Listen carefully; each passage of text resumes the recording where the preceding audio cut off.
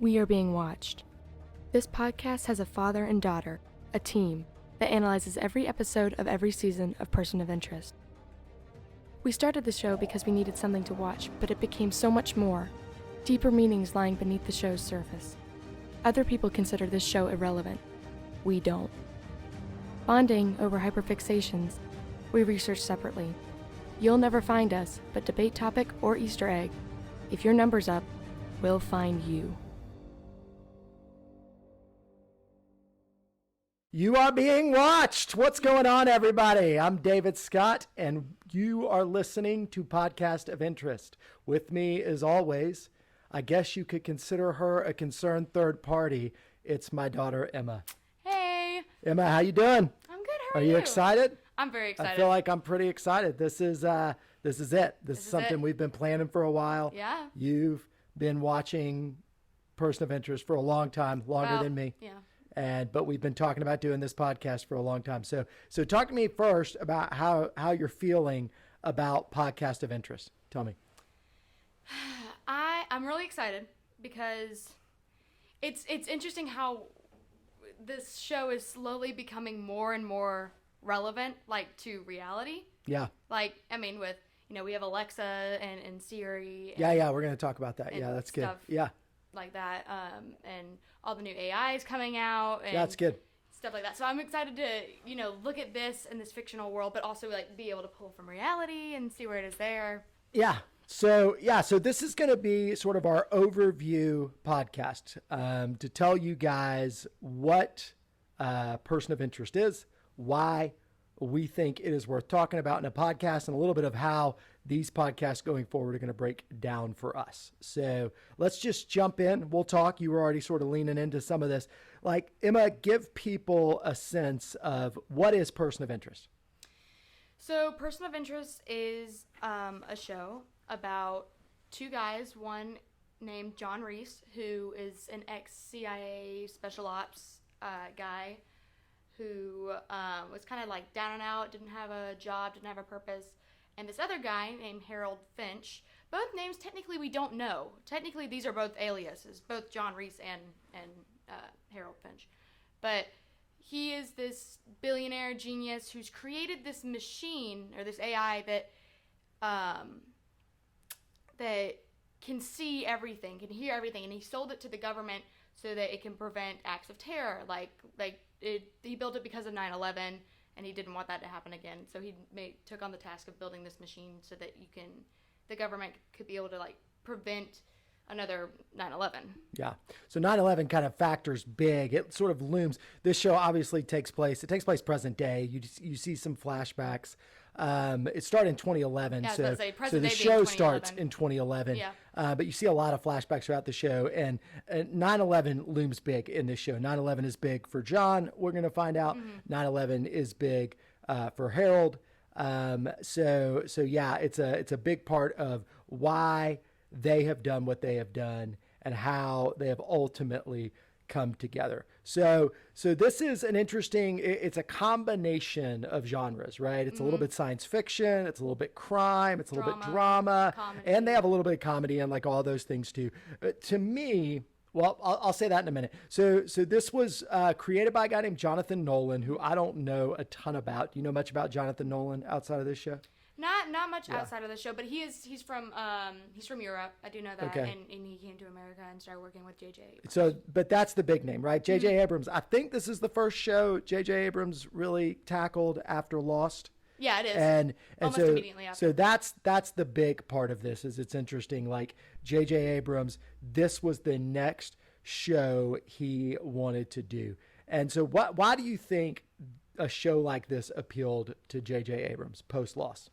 Well, I think the writing is really good, and based on interviews and other podcasts and stuff that I've listened to, all the things that I've heard is that the actors and the producers and directors said that what really called them to the show was the writing. Like, it was it was new. Like, people had made crime shows, like cop shows and murder mysteries, but there's never a show that was like, hey, this is how we get our information, but we don't actually know who's the good guy and bad guy. Yeah. Normally, like in like Law and Order, you follow a case of, who did it, but this time you know who either will be the victim or the perpetrator, but you don't know which one it is. Absolutely. Yeah. And I think one of the things when I was reading a little bit about this show's premise and kind of why it appealed to these guys was you see a lot of crime shows about trying to solve the crime after it happens. Mm-hmm. This is the first crime show where you're trying to solve the crime before it happens, like to prevent it from happening, right? And so it's a little bit of that. Lost plays with time a lot, and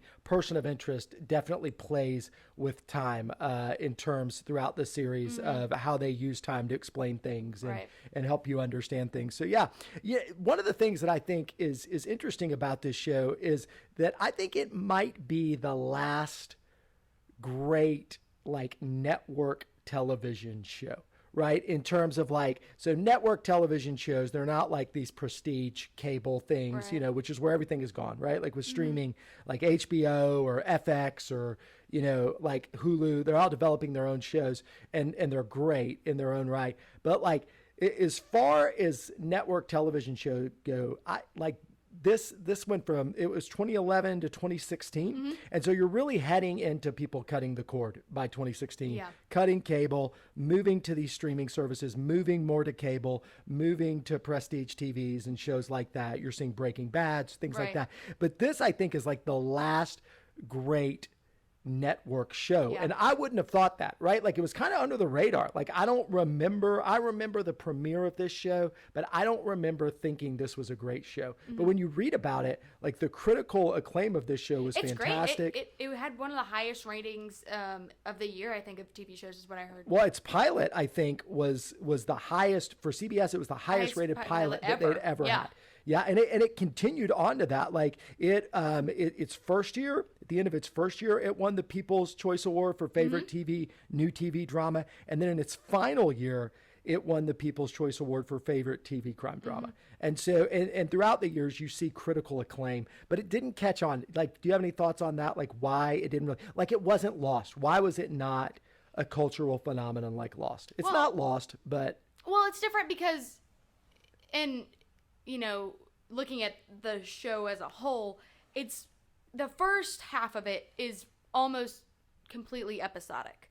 And it's different than Lost because Lost had a story. There were mysteries. There were like, oh, I have questions about this. And you have questions. Like, you're like, oh, why is Harold limping? Yeah. Why is, you know, how did John get out of the military? You know, you have questions, but there's not like, it's different every time. There's a new person every time. It's a really good point. Yeah, it's not a continuing saga. It's really not. I think it's second or third season. It really flips the script. Third season is when like this big thing, and we don't want to throw a lot of spoilers in for people, but you're right. Like that was one of the things I noticed about it. I think you're spot on. Was that like the first couple of seasons? It's so episodic, and that is in a world of television shows where like they're desperate to make you watch the next episode, and Person of Interest doesn't come off like that, honestly. But I actually think that that's one of the reasons why it might be refreshing for people to revisit. All right, so we're going to talk about why people should watch this, but first we need to talk about kind of as far as what's going on screen. The two reasons that I think we would probably say it ends up being great are Harold Finch, played by Michael Emerson, and John Reese, played by Jim Caviezel. Yeah. So I want you to talk to me about Michael Emerson, Harold Finch, why Michael Emerson is great in this role, and kind of what makes Harold Finch a great character overall. Okay. So it's kind of, so right after Lost, so Michael Emerson played Benjamin Linus on Lost. If you haven't seen Lost, you just need to stop listening right now and go watch all of Lost. I don't care. Yes, no, there's so nothing else amazing. To be done. We're not doing a Lost podcast just because everybody's done them. Yes. So, but you need to go watch Lost. And they're working on the documentary right now, so keep a lookout for that. Anyway, go ahead. Sorry. It's good. So Michael Emerson was, you know, they had just finished Lost in 2010, and he was looking for work. And so he goes up to JJ Abrams, and he was like, you know, he said in an interview, he was like, there was a ton of papers like across his desk or something, and I was like, there has to be something like that you have that I can do, because he didn't have anything lined up. He and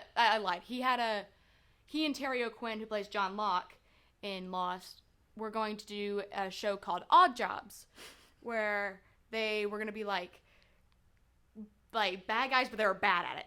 And like a comedy thing? Yes. I don't think my brain and it was going to happen, and they filmed an episode, but it fell through, which was real. I was disappointed to find out. I would have watched it. Are you kidding? I love them. Yeah. They're great actors together. But it fell through. Yeah. So go ahead. I'm sorry. Finish the story. No, you're good.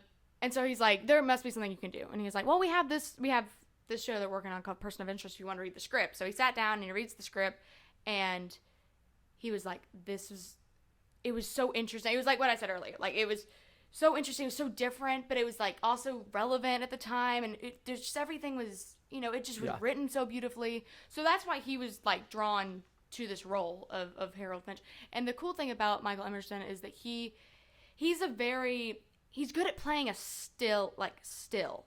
And what I mean by that is like he's good at being not physically still, but with his words and the way he talks and the way he enunciates things, the way he moves. Like, he's a very still actor, and so he's not super like flamboyant or dramatic or trying to make a point about things. He can say things and just inflect different things on his tone to make you feel either afraid or happy or it doesn't matter. But that's what I think is really cool about him. I think one of the things to me about Michael Emerson is that he, like, it's funny, like his intonation, right? Like his voice is unmistakable. His face is pretty unmistakable, and so you look at him and you kind of hear his voice and you're thinking Ben Linus. But the crazy thing to me about Michael Emerson is whoever Michael Emerson is playing, you 100% believe that's who he is. Yes. Right? Like you just believe that, you forget who Michael Emerson is. Which is why it's like, funny. You don't think about him as this actor playing a role. You just think he is that person, right? Like, in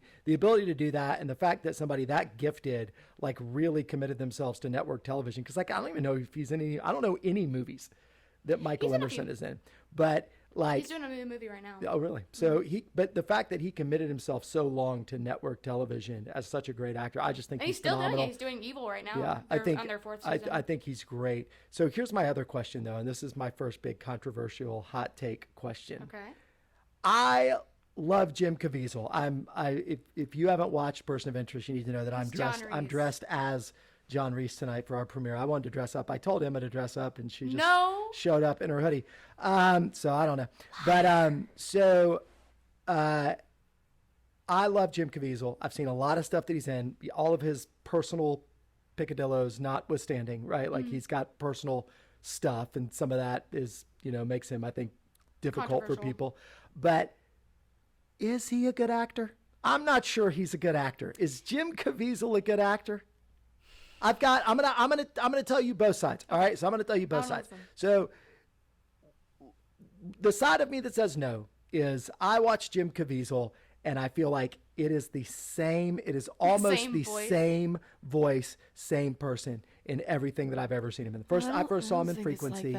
I first saw him. Yeah, I don't know. I first saw him in Frequency, which was a great movie with Dennis Quaid that I loved when I was younger, and that's the character that I met. And also Juliet from Lost is in Frequency. So Elizabeth Mitchell. And then I see him in this, and even in like Passion of the Christ, everything he does is so understated. And so is he a one-note person? That there's part of me that says that. Now, here's the flip side. Here's the other. Well, do you want to argue the other side? No, I want to hear you first. All right. So my other argument is this about Jim Caviezel. He doesn't get upstaged.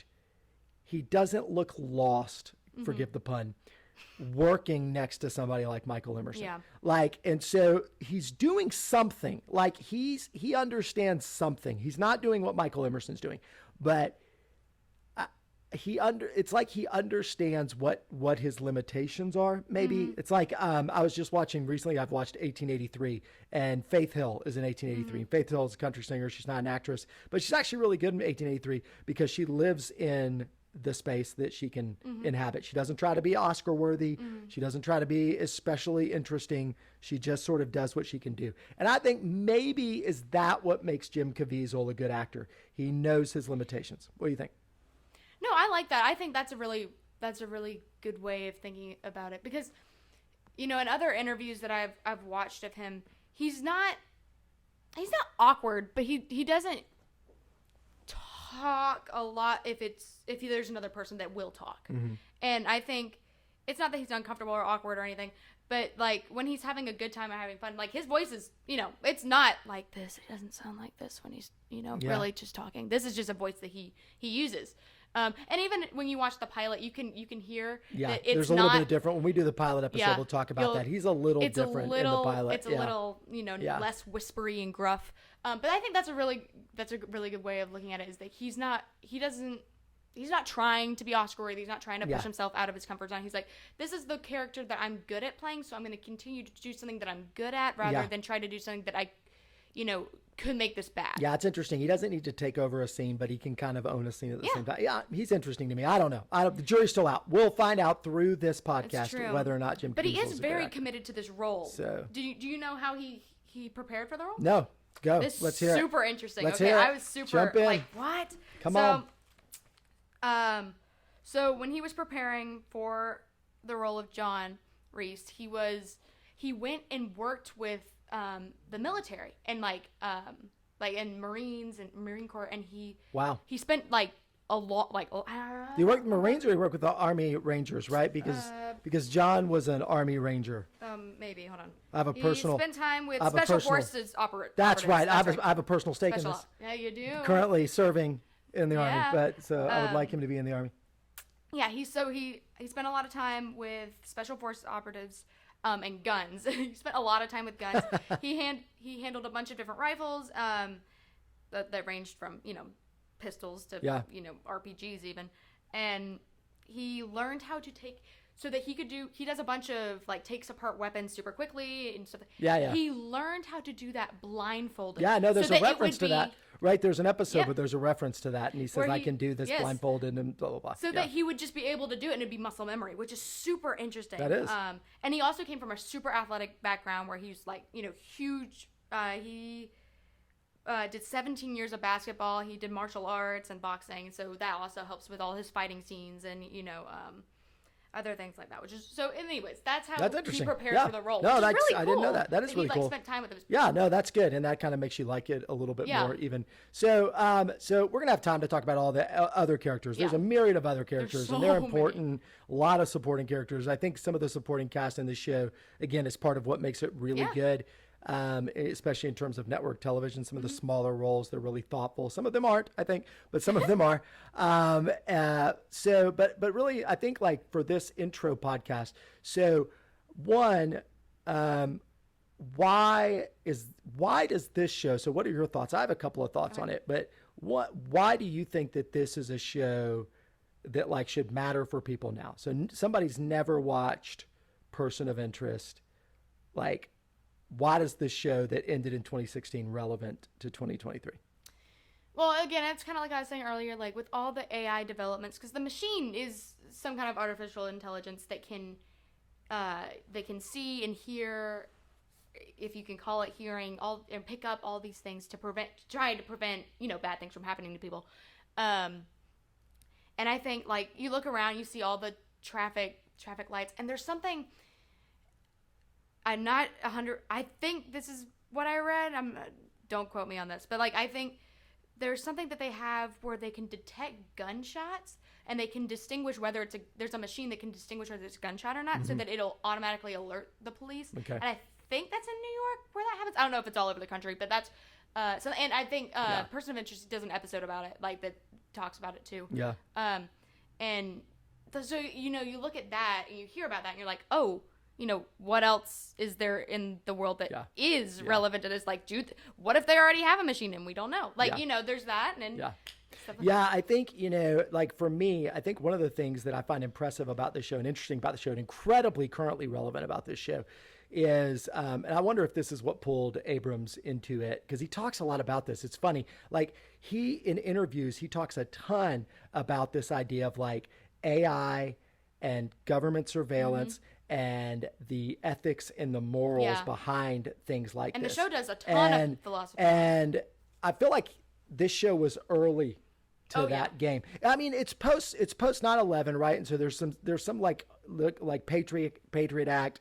What's our level of privacy? But the level they're going to is way more involved in this sort of super intelligence, computers, AI. How much of ourselves should we give over? How much of our lives should we give over to this increasing technology and its ability to monitor and predict and protect us, right? And what I think is interesting about this show is it doesn't take the cheap way out, right? Like, like it doesn't say, no, we need to end all technology. I mean, full disclosure, I've not seen the whole series. He's not finished the series. I'm still working through it. Through season 4. I have. But as far as what I've seen, this show has not taken a hard stance anti-technology, but it doesn't just take a hard stance of, any progress is great progress. And so I think it actually does especially for its time, it does an incredibly good job of making you wrestle with the ethics of technology. And is it good? Is it bad? You have a lot of positive characters that believe both things about it. And obviously the show is based around what good it can create in the world, but with limitations. Right. And I think it is, I think it's incredibly relevant for people for that reason. The other thing is there's two other things. One is I think all JJ Abrams shows and all good shows, I think, are ultimately about relationships. They're about the relationships of the people. And I'll talk a little bit more about that when we talk about big themes. I'll talk a little bit more about that. And so I think anything, what is, psychologists say what's the things that are most universal are actually the things that are most personal. And so if you're watching people interact in their relationships and losing relationships and gaining relationships and building trust and all those things, this show does a pretty good job of leaning into that. But then the third thing I would say is that there's a writer's strike going on, right? And an actor's strike going on. And if you're looking for something good that has already been done and in the can to check out as we wonder what's going to happen with that things, Person of Interest is great because, again, it was very critically acclaimed and it seems like it was well watched, but I don't hear people talk about it. I would say most of my friends have never seen an episode. Most people have never heard of it. It's hard because network television isn't like prestige TV. Right. It can't play by the same rules. But the nice thing about Person of Interest is you can just turn one on and then turn it off. That's true. Right? And there's lots of it. Yeah. So it's a little bit of a guilty pleasure that also makes you think, right? It's not Lost where you feel like, God, I got to go all the way down the rabbit hole and I got to keep watching. It's a little lighter than that. It's a little more popcorny than that. But it also makes you think. So those would be my arguments for why people need to watch it. You got anything else on that? No, I think you covered it all. You looking at my screensaver? Yeah, that's You can't nice. see it, but my screensaver is Person of Interest. Looks like it's from the machine, and so that's what's playing. I also think they do a really good job of that piece of the technology that network television shows don't do. We'll talk more about that in the That's episodes. another thing that brought Jim Caviezel toward the show is that it was the first show to be filmed like a movie. Yeah, it seems. And this is his first TV show that he filmed. I feel like Lost was like that. Lost felt like a movie, but this in terms of how they do the surveillance piece is really interesting. And there's some great camera. We'll talk about it. Yeah. We'll talk about great shots in episodes. Especially coming up in the pilot. I feel like there's a couple of great shots in the pilot. Beautiful. So all right. So why do you love Person of Interest? So not why everybody should watch it, but why do you love Person of Interest? How did you love it. No, why do you love it? Why do you love it? What makes you enjoy it? What makes you want to sit down and rewatch an episode? Yeah. Emma, so you need to know this. Emma has watched episodes and been in tears, watched episodes and been laughing at the top of her lungs. Yes. So why do you love Person of Interest? Well, it's got really, really good acting in it. I think for the most part, at least for the main characters and the main supporting characters, they do a really good job, and that's always beautiful to me because I love every part of film. I think the shots are really cool. All the camera work at the machine. I really love the writing is really beautiful. There are a lot of scenes that are really touching, I think, and I'm not a huge crier in movies or TV shows, but Person of Interest is one of the very few TV shows where I've actually started crying because they've made me love a character so much and then okay, there you go. Which is another reason I kind of like JJ Abrams is because he always does things that are unpredictable. Yeah. That also like the way it can tug on your heartstrings like that. I love the writing to this. I think they do a really good job, and then the actors on top of it go above and beyond and make their own things and add own things to their characters, and I think that's just why I love it so much. And they're such a connected group of people. All the interviews I've seen, they if you look at any of their Instagrams, Kevin Chapman and Amy Acker come together all the time and are going to coffee with my bestie, and It's so funny. Like, I love it. I love that they're Yeah. still connected and they still hang out. Yeah, I think, again, I don't want to keep harping back to Abrams and Lost and Person of Interest because they're very But it's so different good. shows. But one of the things that, like, two things they have in common, like I said, the relationship piece, right, is big for him, and then redemption. Yeah, Right? redemption's Redemption good. is a big theme for him. Yeah. And that is what appeals to me. Right now, we're moving a little bit into themes, but like for me, the reason I love the show is because really what you're looking at, and you continually see this even as they spread out the main characters a little bit, is people that are just basically damaged goods, that thought things were over for them, that thought relationships were over for them, purpose was over for Yeah. them. Purpose a big theme. Purpose is a big theme in Person of Interest. They come back to it a lot. Everybody needs a purpose. That's a big theme. That's a huge theme. For Person of Interest. But this idea that you can be redeemed by having a better purpose, that to me, I mean, that speaks to me hugely. And I think that's what I love about it. And I think that it is a good show to remind people of that, Yeah. which is encouraging. And also to remind people that you find your purpose in community, Yeah. which is something that I think we sorely need to understand, especially, right? Like as people try to figure out how to re-engage still, 3 years Yeah. after COVID, I think that this idea of you're only going to fully find your purpose in a community, which brings with it good and bad things, right? Like hard and wonderful things. That to me, I find really appealing. So those are some of the themes, right? Redemption's a theme, community's a theme, purpose is a theme. What are other themes? Friendship, huge theme. Yeah. Not many shows, or there aren't many shows that do this really well, where they don't have. I mean, there is some romance. They in the choose show, friendship over but they romance. though. chose friendship over That's a really good point. And it's I don't know also- any shows that do that. and really. it's also a risk because, like, some shows I've seen some shows where they do that, and it just doesn't work. Yeah. And it doesn't work.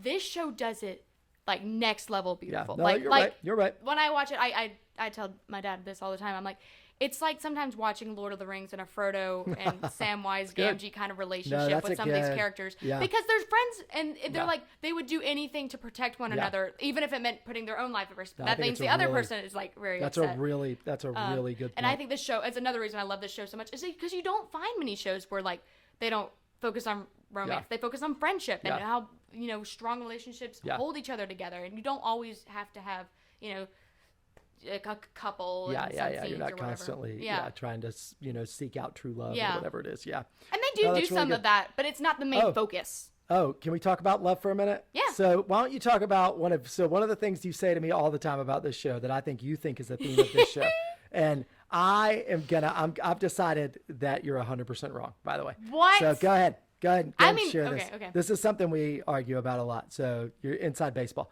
Go ahead. Okay. I like to say that in this show, love does not last. And I mean that romantically. Like, romantic love, for the most part in this show, does not last. Anytime you're like, oh, I think they're going to get together, they will be like, oh, yeah, here's a little taste. Nope. And then they'll take it away in this show. And it's interesting, and they do it really well. And another reason I like it, because, So I've been thinking about this, and I was thinking about the broad themes, and I want people who watch or listen to this to get on our Instagram, and I want them to comment. We'll do a vote okay. at some point on this, because we're gonna have to see it throughout the series. Yeah. I think that actually the truth of this show is love is the only thing that lasts. Is that the love outlasts the people all the time. yeah. Their love for people, right? You see John driven by love constantly. You see Harold driven Yeah. by love. That even when the relationships don't last, love is the only thing Well- that continues to go on Yeah. for these people. And so I think that it's actually the opposite. I think what is most devastating to these people is that their love doesn't end just because something happens. That might be a better way of And phrasing it. I so- just like to say that love Yeah, doesn't last. no, you love to say. I do. love doesn't I know, I last. said I just like You to love say to be that. the killer. Cool. So, what have we forgotten? So, in this intro, what have we forgotten? What have we left out? What do we still need to talk about to encourage people to understand? Oh, what are we going to be doing? What are we going to be doing? Let's yeah. talk about the format of Do the you need to talk podcast. Do you about- want to talk a little bit about that? Yeah, so pull out. Y'all have to know that I take the most extensive notes out of anybody to ever exist. She is Harold to my John for sure. Yes, in this I am podcast. his Harold to his John. So we'll start every episode with episode synopsis, like giving you an overview or main plot points from the episode. Then we'll move to overall feelings and talk about how we felt about just the show, like the scenes, the show in general, the plot, and then also like how we felt about the characters, how they did, how the actors did. Then we'll talk about that leads into main character thoughts, like how where were they in this episode, how did we feel about them, how did they get there, stuff like that. Then we'll move to what we're calling the irrelevant list, which is the literal person of interest of the show whose number came up, and we'll go into that actor or actress's MIB and Wikipedia and talk about what they've been in and how their acting was and stuff like that. Then we'll go into the best scene, what we think is the best scene of the show or of the episode, excuse me. And then we'll go into best line. Then we'll go to worst acting, which I think we'll have a lot of fun with, which is which character, which scene. There is some bad acting in this show. There is some bad television acting in this show. Like, that was terrible. Like that kind of like, you kind of cringe at. Then we'll go into life lessons, which is, just, what do we think the takeaway, right? Yeah. Like, what's the sort of like Coach Carter, if you've ever seen that movie, takeaway of this? And Carter. Of this. Okay, go ahead. And then my personal favorite, what I like to call facts of interest, which are like a bunch of like trivia bits and this will bloopers be and Emma's possibly true internet research. Yes, all of my research is true. I am sure. You can always trust the internet. I'm always All right. That's what the show's about. And then we'll finish up with who won the episode.